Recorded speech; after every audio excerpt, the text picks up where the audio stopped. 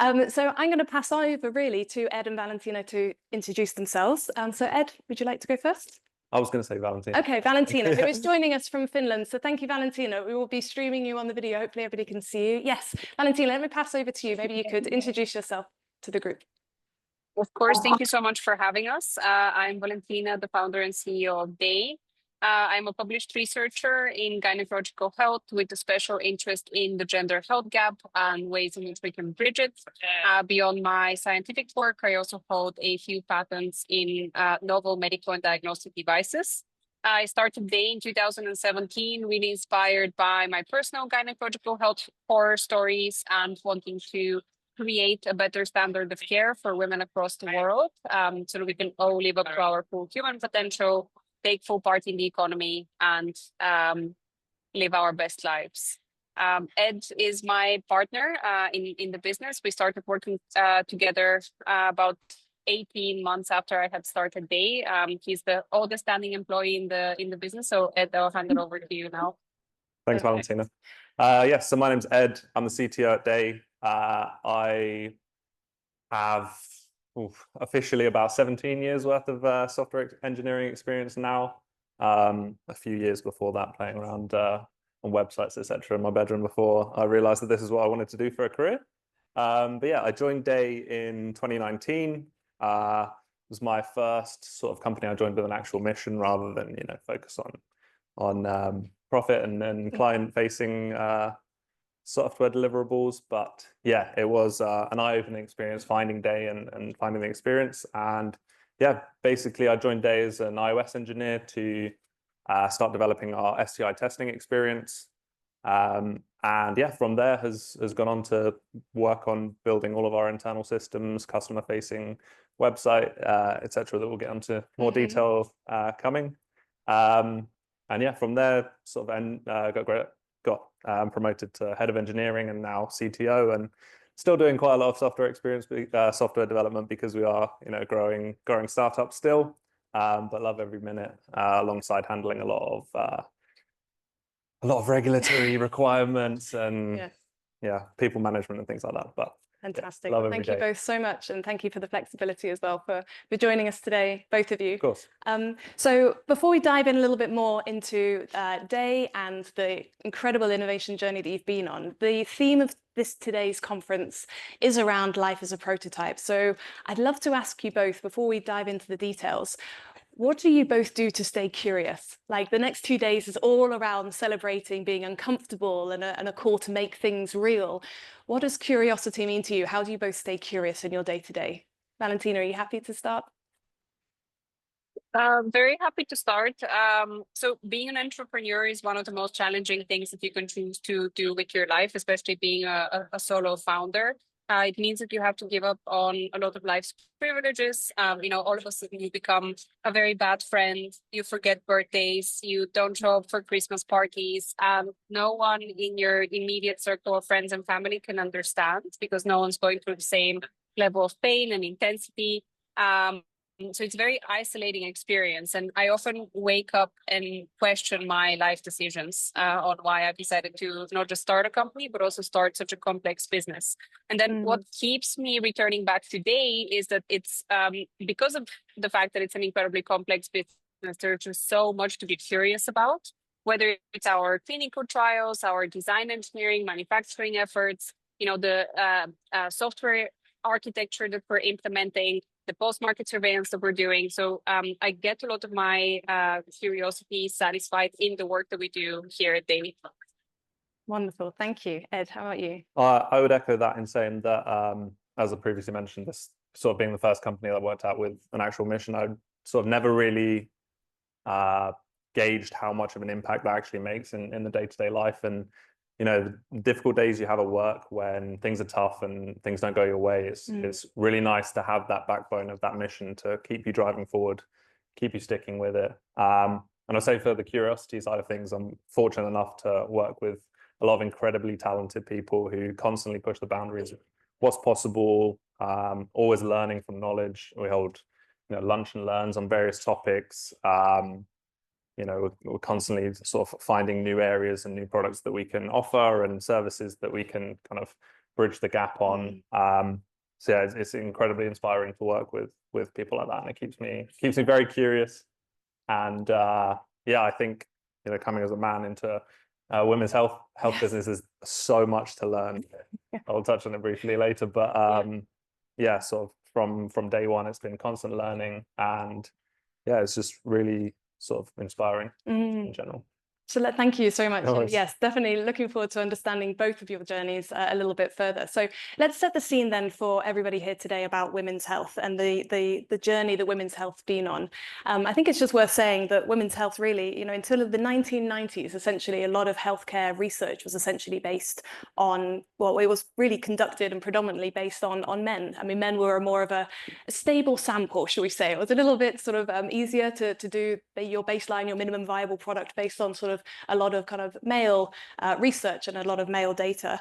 But why then start Daye? Why did that come into play? Valentina, maybe I could start with you. I know you maybe can walk us on that journey. When did it start like it was the right time for Daye, and why did it resonate most with you, both personally as well as what the world sounded like it needed? Yeah, and just checking that you can see my slides in the room. Yes, they're coming through. Yeah. Thank you very much. Great. So the reason why we named the company Daye is because we want to bring forward a new day, a new brighter reality in gynecological health. And most importantly, we want to put an end to the era of women being medically gaslit and just told to deal with it. It's normal. Everyone goes through it, in the context of whether it be period and pelvic pain, menopause, painful labor and delivery. We're always told that our traumatic and unpleasant experiences are normal. So that's really the core mission of the business, is to help bridge the gender care gap and the gender research gap, and to do it with real underlying innovation. So in the femtech space today, there's a lot of apps, there's a lot of web-based solutions, but very few companies venture into the world of creating novel medical devices or novel diagnostic devices. That's largely due to the gender funding gap. So women then receive a lot less of the venture capital funding that goes to innovation. Women's health specifically receives only 1% of venture capital. We also receive only 2.4% of public funding. So as a result, we're really not receiving solutions to the real scientific problems that women might be experiencing. So that's the overarching reason for why they exist and why we've taken such an in-depth approach to solving for quite a wide area of gynecological health. But for me, it was really my personal experiences, as I mentioned at the beginning, with gynecological health horror stories. I had my first painful period when I was quite young. Later, I developed other chronic gynecological health conditions, and this really opened my eyes to the fact that these experiences are not individual, they're very much systemic. Most of the women and AFAB individuals in society today struggle with chronic underaddressed women's health conditions.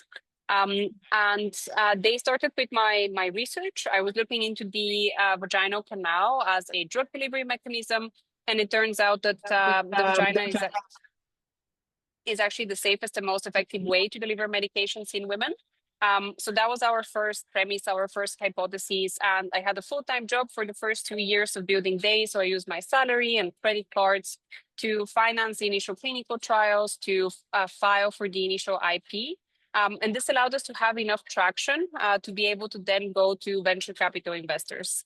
And when we first pitched to investors for our seed round, I pitched over 180 investors. At that time, it was considered a large number of investors. I remember Wired magazine wrote an article saying, meet the founder, that pitched over 180 investors to fund her business. And, you know, a few years later, when we were raising our Series A, I had to pitch over 400 investors. I'm now raising our Series B, so God only knows how many investors I'll have to pitch. But we were successful with fundraising. We actually attracted some of the best venture capitalists globally. We attracted Vinod Khosla from Khosla Ventures in San Francisco. He's a very well-recognized biotech investor. And with this initial capital, we were able to build in-house manufacturing. We had to do that so we could overcome years of extreme monopolization in the tampon industry. So this is a fun dinner party facts that you can share with your friends and family. Tampons are one of the last greatly monopolized industries out there. Whether you're buying Procter & Gamble, Johnson & Johnson, Kimberly-Clark, or one of the new organic tampon brands, they're all made in the same facility using the same machines. So for us to be able to create the world's first pain-relieving tampon or the world's first diagnostic tampon, to create just a better menstrual health tampon, we had to bring manufacturing in-house, and we really had to start from scratch, designing our own machines, designing our own products. But I'm very happy to report that we now have a fully functioning facility in Bulgaria, which is where I'm from. And in 2019, at the end of 2019, early 2020, we launched the world's first pain-relieving tampon, targeting the 90% of people who experience painful menstruation. So painful periods are really a silent public health pandemic.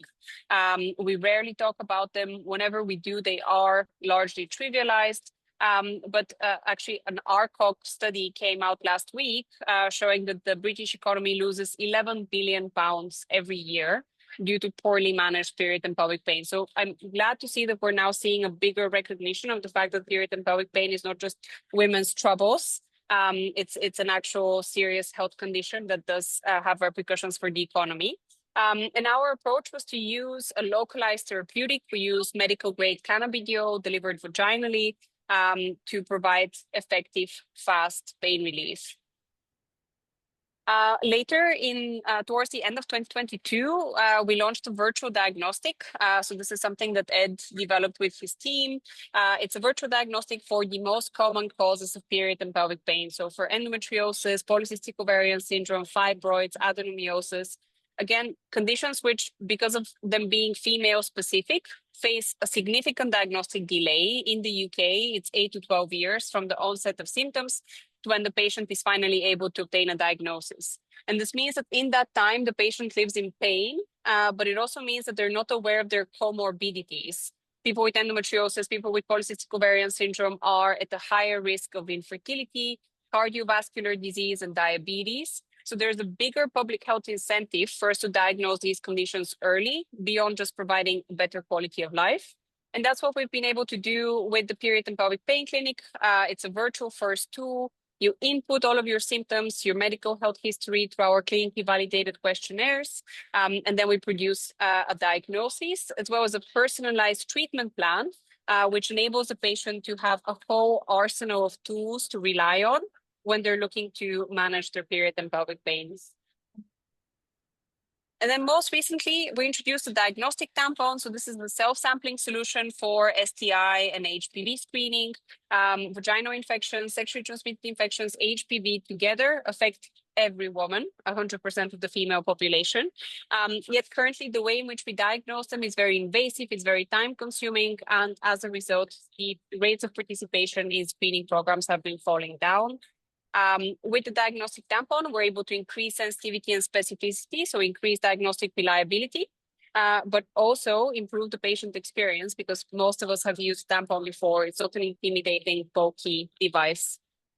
Now we operate as a care provider in the UK as well. So beyond the diagnoses, we provide prescription treatments and nurse consultations. That's the story of what we've been up to in the past 7 years. What a story. Thank you. You've covered so much for us. We've all been with you on that journey, and you've made it sound very plain sailing. But what I'd like to dig into is some of those journeys. From my side. Yeah. So obviously, joining Daye, I'll be honest, I didn't have much knowledge of any of these issues before I joined Daye. But I remember, from the interview process, the facts sticking with me. I think one of them was that there's more regulatory requirements on a plaster than there is a tampon. And from the sustainability side of things, I think the average woman uses 2 double-decker buses worth of tampons that go into landfill. Things like that, and I couldn't wait to talk about it with friends and family, and was met with the it was genuinely, I remember seeing the shock on my friends' faces when I'd asked them about their period and their struggles, and it was almost like, oh my God, I can't believe this isn't something that I'm hiding behind in my bedroom, or I remember bringing up at a table with family, older family, that were please let's not talk about this at the dinner table. And it's yeah, it was just I couldn't wait to talk about it and discuss it and understand more. Yeah. It's yeah, not always well received, but No, well, I mean, based on which really speaks to Ed's personality, because some of our early engineers at Daye spent years not telling their friends what they were working on because they were so ashamed to tell their friends that they were working on a tampon. well, some incredible innovations, and one you mentioned there as well. I just wanted to pause because I don't know if anybody else saw, but last week Time Innovation announced that the Daye's diagnostic tampon for STI and HPV has been recognised as one of the innovations of the year for 2024. So I do think that is worth a huge. Thank you so much. So I think then an incredible journey that you've given us a whistle-stop tour for, but thinking of all those different innovations, you've been on quite a journey. There surely has been some things that you've tried that didn't quite work out the way you expected them to. Would love to hear, especially to share with the room, some of those key innovation learnings, things you tried, how you managed to spring back from those things that maybe didn't quite go as you were expecting. Valentina, would you like to start us off? Yeah, we've both been very lucky in some of our R&D and incredibly unlucky. So for example, with the pain relieving tampon, we only went through 3 reformulation processes before we discovered our final formulation, which has been validated through multiple randomized controlled clinical trials. The pain relieving tampon is now available on prescription via the NHS prescription regime as well, which is it's quite unusual. We were very lucky there. Typically, companies developing novel therapeutics go through multiple different formulations before they find one that works for them. On the other side of things, where we haven't been so lucky, has mostly been in design engineering, mechanical engineering, creating our own machines. We've been through so many different rounds of team iterations, working with different consultants, working with external automation agencies. We first started working on a Daye tampon machine in mid-2019, and we're hoping to be able to deliver our first automated version in May next year. So we've been incredibly ineffective in our design engineering process. Those are some examples that I can share. Thank you. I think sort of I remember the first few months being, a case of, we have this machine in development. It's going to be, within the next year, we'll have it in production. We'll be running production lines. And yeah, obviously to this day, still struggling with that. And I think from a software perspective, that's really something I appreciate, is that, if you have an issue in software, all it takes is, spending a bit of time on the code. When it comes to manufacturing machines, there's so much more that goes into it. We have we have a lot of I love being in the office because we have 3D printers and rigs and all sorts that the design engineers are constantly working on. But if you need to make a new part, you have to wait for it to print, or you have to wait for it to be manufactured, and it's just a lot of back and forth on that. Just touching on recently, when I first joined, I remember speaking to Valentina about saying, we had multiple rooms in the office building that we were in, and I remember having a conversation of, I spoke to the owners of the building and asked what I could put in a office room, and they said whatever you can fit in it. And I remember getting the tour around and walking into one of the rooms that we had and walking straight into a massive clean room that only just about fit, alongside our design engineering room, and lots of drills and everything to basically try and complete this innovation. And I think the architects next door were less than pleased at some points of the noise, but Amazing. The first manufacturing setup that we had was in central London, in the biscuit factory. So when The Guardian wrote an article about Daye, they had a field day with the headline, biscuits replacing tampons, or tampons replacing biscuits in central London. And I don't think any of our landlords ever knew what we were doing inside the space, because it's supposed to be, co-working office space, but we just, put a co-clean room, multiple machines. We were like pulling up machines with cranes from the sides of windows, just doing lots of things that weren't allowed. And actually, before we had this space in London in the biscuit factory, we were part of the Google Campus Startup Accelerator program. So some of our early manufacturing pilots were done in an actual Google Campus meeting room, which we just covered with plastic all over, ceiling to floor, and then had some of our machines in there. So we've really been through multiple different iterations. Genuinely never a dull day. No, okay. But it sounds really at the core of Daye's success is the team. I mean, it's fantastic what you've said about the, you know, the drive that you've had, the timing, being able to manufacture. But it really feels like having the right team. And Ed, you mentioned around doing lunch and learn. So how do you're both super entrepreneurial, you kind of have that flair in terms of innovation and pushing forward and striving to what else can be done. But how do you make sure that that is reflected throughout the whole team? How do you keep them curious as well on a day-to-day basis? Ed, do you want to start us off? Yeah, thank you. We were briefly touching on earlier.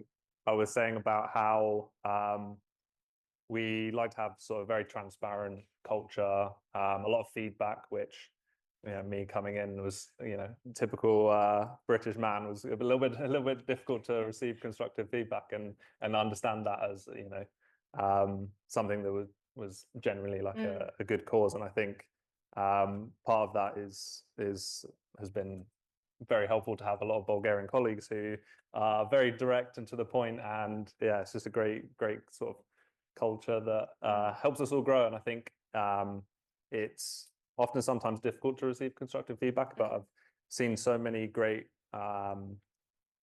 experiences within the team where someone has had feedback and then blossomed on to, you know, take that on board and allow them to help them grow and, you know, become an incredible asset to the team that they are today. So yeah, it's been a really enjoyable experience and something that I've learned a lot from. Fantastic, thank you.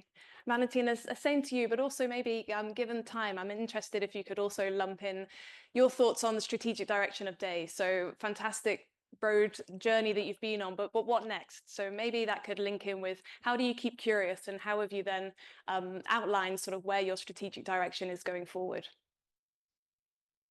So in terms of our strategic direction going forward, where we are now, beyond, you know, individual medical devices, individual diagnostic devices for individual telehealth offerings, we've evolved into a comprehensive virtual first women's health clinic, which supports women from their first menstruation through to menopause and beyond across vaginal, menstrual, and hormonal health. And I'm very excited to keep on building on the different components or, you know, the different practices and clinics within that bigger clinic, building on top of our existing infrastructure. So over the next year, we will be developing a menopause clinic, a hormonal health clinic, alongside our period and pelvic pain clinic, as well as additional novel medical devices, novel diagnostic devices. We've accumulated quite a significant medical database through all of our clinical investigations, which helps us resolve one of the central issues in women's health today, which is that women were not allowed to take part in clinical trials up until 1993 in the US and 1995 in the UK. So we know very little about how different medications, pharmaceutical formulations affect the female physiology versus the male physiology.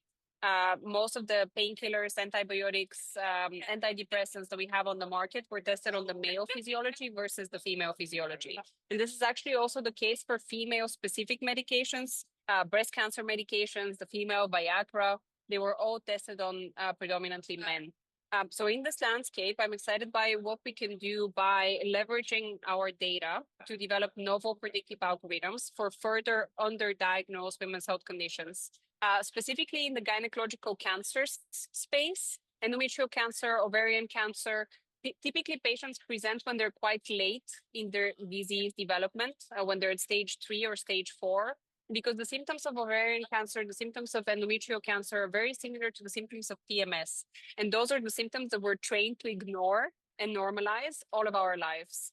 So if we can identify a novel biomarker for these diseases, we'll be able to nudge the patient to present for a checkup a lot sooner. And hopefully this will impact the quality of their life and their overall well-being. Thank you. And maybe Ed, I mean, algorithms, that feels like there's a lot of tech work. Yeah, I think from my aspect, I'm really excited about the predictive algorithms that we can, you know, based on all this data that we've now collected to use to, you know, be able to use an early prediction for conditions and be able to offer solutions and products and services to support that. Fantastic. So I think building into that much bigger data set of how can we leverage this learning to actually inform a better and more opportunities for innovation, but also improving lives sort of going forward. And some great work that I know you're doing around sustainability. I'm not sure if we can touch on that, because again, such a key aspect of the future that we're thinking what we have to think about. And I know you guys have done some great thinking, and it's really the backbone of a lot of your innovations right now. Thanks, Valentina, for jumping to that slide, because I think maybe you could talk to that, just give the crowd. So to build on top of what Ed was saying, around every woman or AFAB individual produces 2 double-decker buses worth of period waste in her lifetime. Plastic pollution from period care products is a very serious issue, particularly in the UK. It's estimated that we have 9 plastic applicators just degrading for every mile of beachland in the United Kingdom. So first, it was really important to not just launch products that would be more effective at solving medical challenges, but to do so in a way that wouldn't cost the earth. So we've invested a lot in material science innovation to create novel packaging, novel product designs, which would significantly reduce plastic pollution and overall waste. So what you see on the screen is our water-soluble tampon applicator, which just dissolves in cold water or warm water, so you can flush it down the toilet. It is safe to flush. It's ocean safe, as well as our water-soluble tampon wrapper. So typically in period care products, both of these items will be made from non-recyclable petrol-derived waste, which would end up in landfill or end up in our oceans. Fantastic, thank you. And Ed, just coming to you before we do open up to try and grab one question, but what are you most excited about in terms of the future opportunities at Daye or at Women's Health? I think now that we have the diagnostic tampon, the various different solutions, we've obviously gone from vaginal microbiome to STI to HPV, and kind of the way I position the software team within Daye is that we have lots of incredible people that are coming up with incredible ideas for products and services, and our job is to support them, help deliver on those, given the tight resource and budget restrictions. I just love working day to day on the services that we can offer.